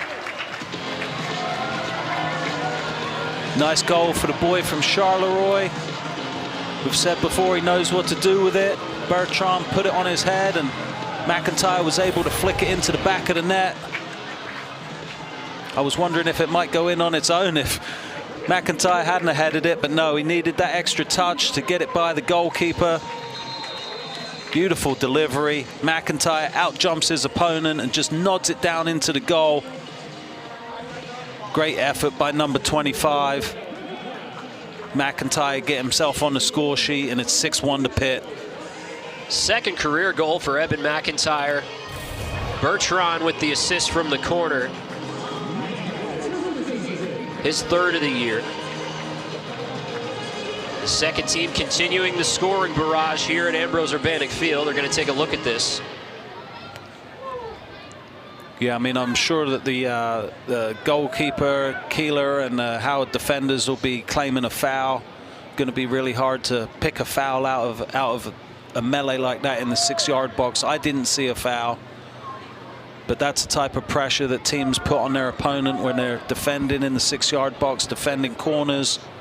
That's part of the game plan of those set pieces. Let's take another look at it.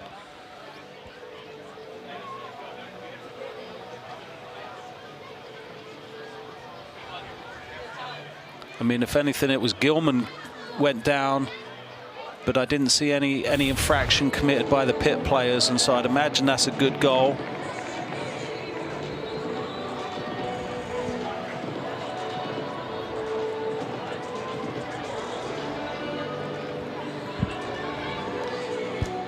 I believe this one will stand. So 6-1. Howard with a flurry of substitutions also ready to come on now.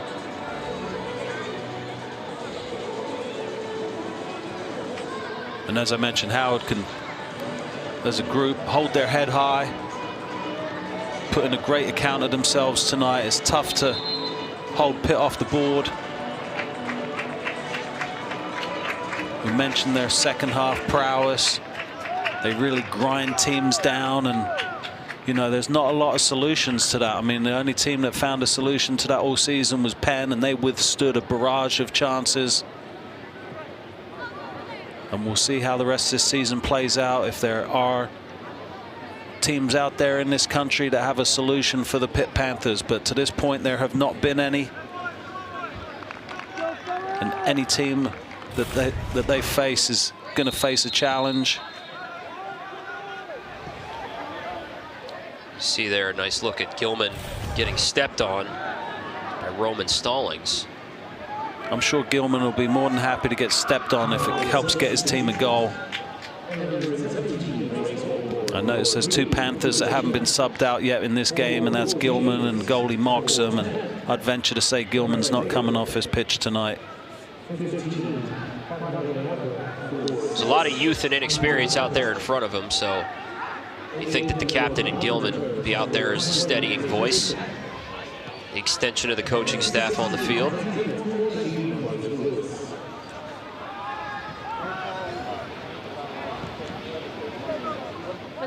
So not only does this help a lot of these second team guys tonight get valuable minutes, get valuable college soccer experience, but it also helps that your big guys are on the bench right now, and you get an extra 25 minutes or so to save their legs for Monday, because we know that the Panthers do not train tomorrow, and they'll have abbreviated training on Friday because of the workload put in tonight by literally the entire roster at this point. Yeah, I mean, as these seasons wind on and grind on, it's a marathon, and so any time that you can save some legs, any time that you can get younger players experience, that's valuable, because you don't know when you're going to need it further down the line. And there's not many breaks in the season. You know, Pitt this past weekend, their game got pushed back a delayed day. So instead of Friday, they played Saturday. That jammed up their schedule a bit. As you mentioned, they won't train tomorrow, so they'll have just a couple days to get ready for Denver. And Denver, you know, is going to throw everything they got at Pitt. They always do. They're always high-quality matchups, high-intensity matchups. Tim Bernlin earns a corner. And you know, I was reading about Denver too, that I think they have 5 fifth-year players on that roster. Oh yeah. And Sam Bassett, the Mac Herman watch list candidate, 5 goals and 5 assists already this year. So it's going to be a tough challenge. It always is. Denver, a perennial power in soccer under Jamie Franks, comes from the coaching tree of Jay Vidovich, having played for him, and their friendship and relationship over time has grown, where they now face each other on the sidelines. Yeah, I know Coach Vidovich loves that, loves those matchups.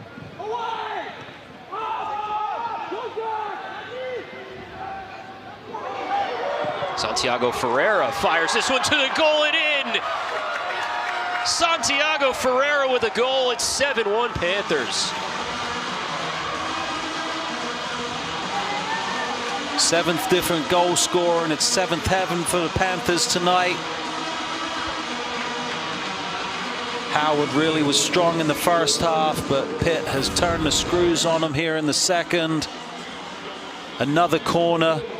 It's not fully cleared, falls to Santiago Ferreira, dances past a couple defenders and takes a lash, finds its way into the back of the net. And poor Liam Keeler's beat for the 7th time tonight, but just like the rest of this Howard team, they can hold their head up high, put in a spirited performance, but Pitt has just been too much firepower, too much balanced attack. And there's a hunger amongst this team. It's going to continue to grow as this season wears on. 12th career game for Ferreira, 1st career goal. He was a guy that we figured would be a bigger factor into this season for Pitt. He, toward the latter stages of last season, started playing that holding center midfield position and really earned himself a spot in the starting lineup. Played a lot of valuable minutes late in the season for Pitt, but took an injury in the preseason that set him back, and now that he's working himself back, finds himself on the score sheet for the first time in his career. Yeah, and with the injury he sustained and the influx of the talent that Pitt brought in the offseason, I think his playing time became a victim of that, where he found it hard to break his way back into the team, but certainly extremely talented young man.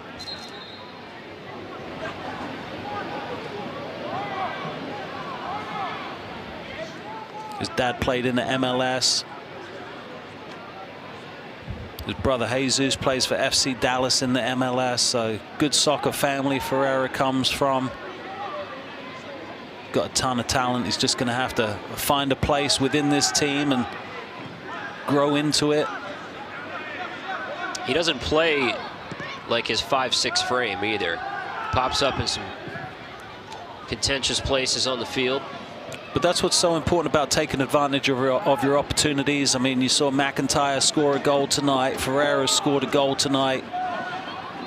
And so that's huge for their confidence, and it's huge for their coaches' confidence in them.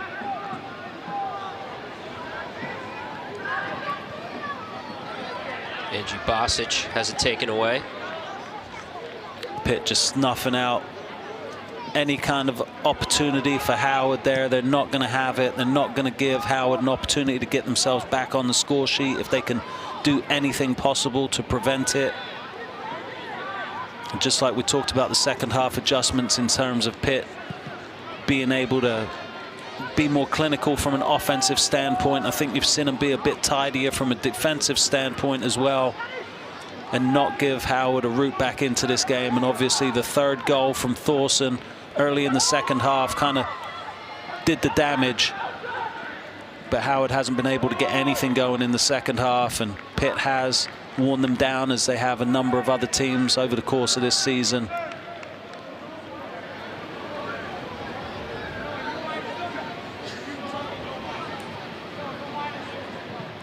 So this is by far the most goals that Pitt has scored in a game this year. Previous high was 4 against Cleveland State a couple weeks ago.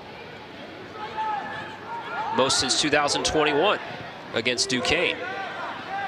Nice job by our crew digging that up. We got the best crew. We got the best crew down there at Pitt Studios doing the work tonight. They show up. They put in the hard yards in the studio. And I know even if this game had got rained out tonight, Kevin, they still would have showed up tomorrow night to do the game.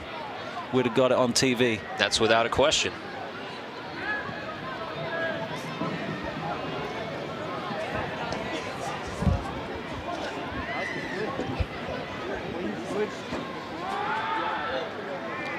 We did manage to get some highlights of the Virginia Tech game. Yeah, I saw some highlights of that on I think it was on Feitosa's Instagram page. I saw some highlights of that game. Did you know Jack Moxon made a very good save in that game? He did. Yep. And Feitosa hit the post. We were told about it, but we didn't get a chance to see it until Guilherme Feitosa did us the courtesy of putting it on his Instagram. Great Instagram, by the way. Good soccer Instagram to follow. Yeah, I definitely, I do give Feitosa a follow. You know, sometimes he is seeking recommendations of things to watch when he's on the road. So I suggested Mayor Kingstown. But he's got some good content on there, and you know, is able to break down some of the things Pitt are doing. And you know, I think Feitosa's got a great future, not just in the world of Instagram influencer, but out here on the green, between the lines, playing football. I think he's got a very bright future. He's certainly a big personality, and that's something that we talked this week with Jay Vidovich about, is that he wasn't always somebody that provided stability for the team, but over the summer, that's what he became, and that's what he does now, is provide that stability for the team, a presence of calm out there, and he just always seems under control. Yeah, he's really took the next step. I mean, matured as a player, seems to have matured as a person. You know, I don't know him personally, but you know, you can just see it on the pitch in terms of the work he puts in, the way he lifts up his teammates, chances created, and leading by example. So Brandon Franklin able to get up. That was the stoppage here. Feitosa is having fun with his teammates over there. Why not, with a 7-1 score line right now? I mean, it's fun when you're winning. I'll tell you that. Kev. Everything's more fun when you're winning. When you're scoring, when it's spread around, when everyone feels part of the team, when you have leadership, when you have buy-in from top to bottom of your roster. And that doesn't happen by accident. You know, Coach Vidovic has talked about the culture here at Pitt, the things he's been building. I mean, the fact that they're #1 right now, I asked him about it this week. You know, he said it doesn't change anything, you know, and they were unranked at the start of the season. They're ranked #1 now. Their approach has been exactly the same from then till now. Their expectations stay the same. And while it's a tremendous honor for the team and for the players, having a #1 ranking hasn't changed the way they go about their business in any way, shape or form. And that's just the mark of quality coach and support staff, all the work, all the people that put effort into, you know, giving these guys an opportunity to play at the highest level. So it's just great to see how they've been able to progress through the season. And you see it there, you know, starting out unranked. They made the jump quick too. I mean, beating Georgetown early in the season, I think really opened some people's eyes. Big gutsy win down at Penn State as well in a rivalry game. And then getting into the ACC slate and going 4-0 to this point. And obviously, you know, you're always going to have a target on your back, but that's nothing new really for Pitt.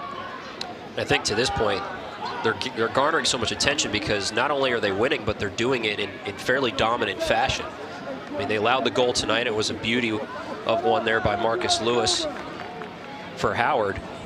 But before that, 3 straight matches without giving up a goal. Even in the Louisville match, they gave up 2 goals, and both of those were kind of, you know, random mistakes that happened that Jay Vidovic said, you know, those are things that they try to correct, but they can easily be corrected. Now you end up putting a 7 spot up, and the entire roster's feeling good going into the late stages of the season. But I will say earlier this season, Pitt played Mercyhurst in the 2nd game, and I think, you know, some people thought perhaps that was going to be an easy game, and there are no easy games. You know, this game tonight has not been easy for Pitt. They've had to find solutions, and they've had to overcome the challenges that Howard threw at them. And Mercyhurst did the same thing earlier in the season. I remember that was 0-0 at halftime, and Pitt had to make some adjustments and come out in the second half and impose their will on that game. Mercyhurst in the same conference as Howard. And so, you know, anytime that you're out there, it's a real battle, and, you know, you've got to figure out the solutions to break your opponent down. Obviously, tonight's gone very well for the Panthers, but they've worked at it. It wasn't easy. Howard put up a great fight, 2-1 at halftime. You know, Howard scored a goal against Pitt, which 5 teams against Pitt this season have not been able to do. So yeah, I think Howard really come here and has done a tremendous job. And while the scoreline might not reflect it, I think they've put in a great accounting of themselves, and I think they can take a lot of benefit and growth and experience from this and use it as they progress into their the heart of their conference season. And that's really what Philip Zhao wanted out of this match. He knew it was going to be difficult. He didn't mince words about that. He knew everything was going to be hard. Didn't want his team to be afraid. I don't think that they have played afraid in any way, shape, or form. But he just wanted this to be something that they could use. He said he wanted this match to be able to give us personality and ammunition for the rest of the season. And if you can take good moments out of this despite the scoreline and use it to your favor in conference, then why not play a match like this? Yeah, 100%. And the thing is, I remember when I was coaching, we lost the game 9-0 to Marietta. And then the very next game we went out and we played Geneva College and we beat them 1-0. And I remember the Geneva College coach saying to me, you know, I was not looking forward to this because I knew that you guys would come out and look to sort of re-establish yourselves in the next game. So to be honest, I feel sorry for Howard's next opponents because they're going to take the experience from this and they're going to use it as fuel and motivation for their next game. And it's really going to help them not only in that next game but throughout the rest of the season. Well, to that same point, I mean, you think about Pitt with Denver coming in on Monday now. You know, you put up 7 goals. Everybody's feeling good about themselves. And what you don't want is you don't want to lose focus and get carried away and get too confident because that's the number 6 team in the country coming into your house. They're going to be ready to play. Yeah, 100%. And that, you know, Denver game is going to be another battle, just like all of these games are. And Denver's going to throw everything that they have at Pitt and try to knock off the #1 team in the country and see if they can propel themselves to #1. I mean, Denver's unbeaten. I think they're 5-0-4 at this point, so they haven't lost a game. You know, they're right up there at the top of the rankings. They're putting together a really nice season themselves. Pitt has beaten 3 ranked opponents this year. Number 16 Georgetown to open the season here. Then number 22 SMU on the road, and then last Saturday at Virginia Tech on the road. So 2 ranked wins on the road. Those don't come easy. But this could really be, this Denver match could really be the biggest measuring stick game for Pitt that they've had so far this year. ACC games are never easy, but yeah, I think there's been a series of markers, you know, and I remember talking to Coach Vidovich, you know, yesterday about their schedule. He didn't even know who they were playing next Friday. So, you know, he's taking it one day at a time. He's focusing on the next opponent, where they are, and you cannot get too far ahead of yourself. And so, you know, you can't let rankings or what ifs or, you know, who's after this game. I mean, even tonight, you know, he wasn't thinking about Denver tonight. He was thinking about Howard University and how is his team going to defeat Howard University. And maybe, you know, when this one's complete, he might start thinking about Denver. But, you know, in my experience talking to Coach Vidovich, he is never looking beyond any opponent that he's up against. yeah, he even threw the quote at us. He coaches the game to win the game. That's it. That's what he thinks about, and that's why he has as many wins as he does and won a national title at Wake, a couple of college cups here at Pitt. He's trying to recapture that energy and get back to that point. He said this week he hopes that, you know, they can eclipse that mark. This team can go further than those previous 2 college cup teams. Yeah, but you know, you don't win the College Cup in October either. No, it's sir. just such a grind of a season, especially the ACC, you know, such a heavy slate. Then you got the ACC tournament, which is, you know, arguably an even harder tournament to win than the national tournament.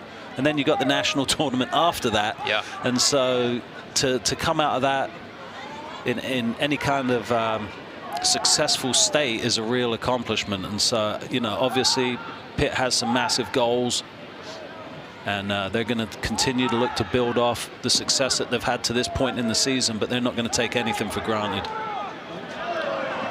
Evan McIntyre with another chance, and he's able to score it. And on the near side here, flag goes up, so offside. Take the goal off the board for Evan McIntyre. And immediately the ref's going over. He's going to have a look. So it's back to the television set over there. We'll have a look. You can see the lines on the pitch. Looks like Evan McIntyre's behind that one line when the ball was played. So there's no, I don't know if we have a definitive angle. And so that's what's going to make it hard for the ref to give the goal, given the fact that the assistant referee had his flag up to call the offside. So it'll be hard to overturn the offside decision, but we'll see what video evidence they have. And I know our team is scurrying down on the down in the studio to find some different looks. And you see there the where McIntyre makes the run, and we're looking right across this line here when the ball's kicked. So right there. So to me, see, the tough thing is you can't really see where the defender's foot is there. But that's extremely close. As I said, the trouble is the AR has given it offside, and now the referee has to find the evidence to overturn it. So as it stands, Evan McIntyre with his 2nd goal of the night and of the season. We continue to wait. I knew playing with an Etch-a-Sketch as a kid was going to hold me in good stead later in life. That was pretty good. Your maiden voyage into telestrations. Hey, just like Ferreira's got his first goal, I've just done my first live television telestration. I like that. That's good. Now you're not just a broadcaster. You're also a telestrator. Got a special pen. I'm impressed. I really am impressed. You're giving me stats earlier, you're watching film, and now you're telestrating. Your portfolio is just growing overnight here. Yeah. Well, you know, when you're on national TV, you know, that's a good goal. Bring it. So I spoke preemptively there.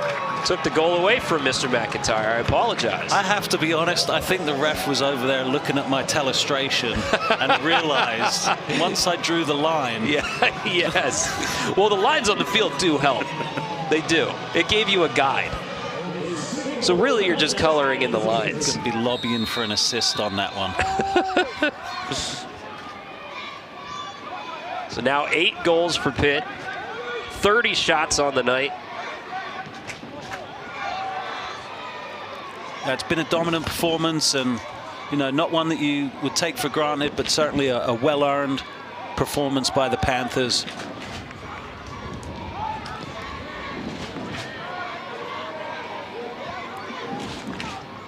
And in front of our booth is the South Allegheny Gladiator soccer team, and they've certainly been enjoying themselves here tonight.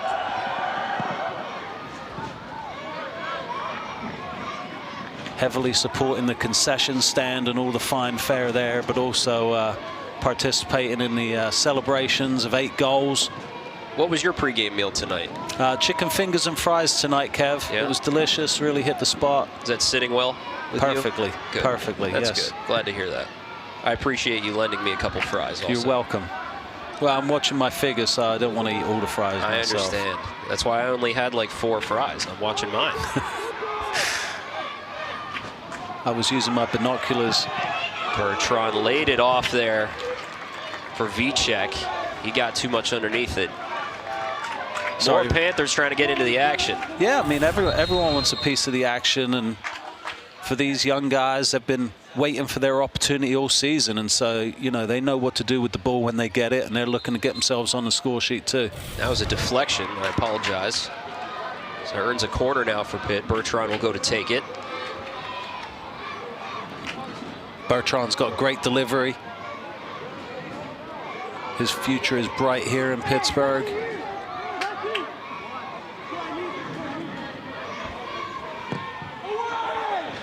The 14th corner kick of the night.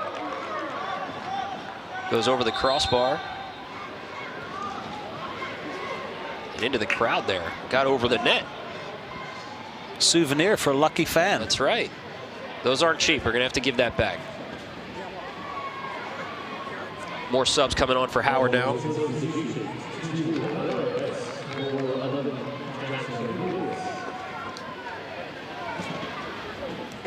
Onari Rice comes on, in addition to Ezekiel Agimeng. Jackson Lewis gets himself a break. He's done well tonight, worked extremely hard. Yeah, not only did he score the goal, but he was in on a number of defensive stops. So good night for Jackson Lewis.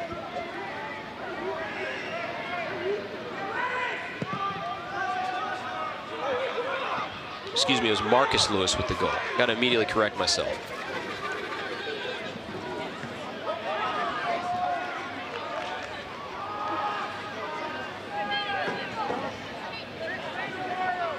So 8 goals tonight, 8 different goal scorers. 11 different players with a shot. That balanced scoring narrative continues through the Howard match tonight. And they're finding it from players on their bench, too, that can be capable. Yeah, and you were asking me how do you defend Pitt and who do you key on, and I certainly mentioned the fact that Sam Cowell would be a guy that you key on because he's the leading scorer, but you know, he scored the first on a penalty kick. After that, it's been all different guys. So I think that's one of the hardest things with this Pitt team is you can't focus on stopping one player, 2 players, one side of the pitch, one angle. It's coming from everywhere. And you see there, even in the 87th minute, Pitt getting back and defending strongly. There was about 8 Panthers around the ball there, looking to snuff out that Howard attack. Howard keeps fighting. Pitt keeps working to stop him from getting their second goal.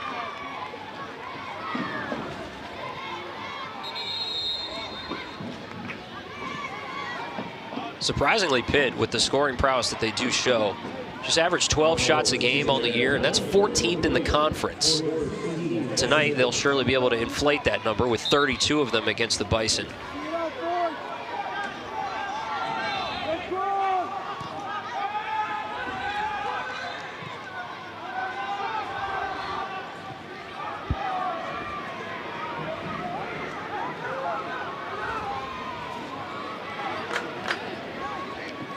Coach Zhao talked about the fact that Howard was going to try to use everyone tonight and was very conscious of the fact that they have a key game against Stonehill in a couple days.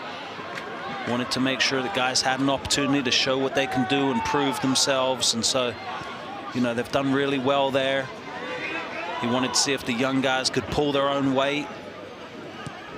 He knows they got a good team and they'll learn from this and they'll grow from this. So while they might be young, their confidence is growing and that'll just continue to grow.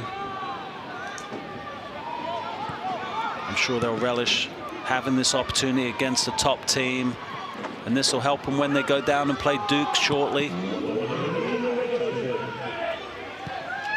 So there are no negative experiences. Every experience helps you grow as a player, as a team. Talk about balanced scoring. 8 different guys for Howard with a goal this year.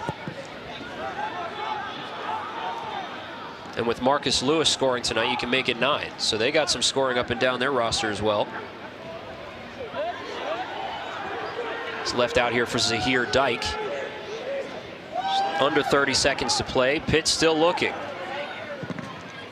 This one deflected and goes wide. This will probably do it. See if Pitt gets one off from the corner before the buzzer. Mateo Stoka to take it. Under 10 seconds to play.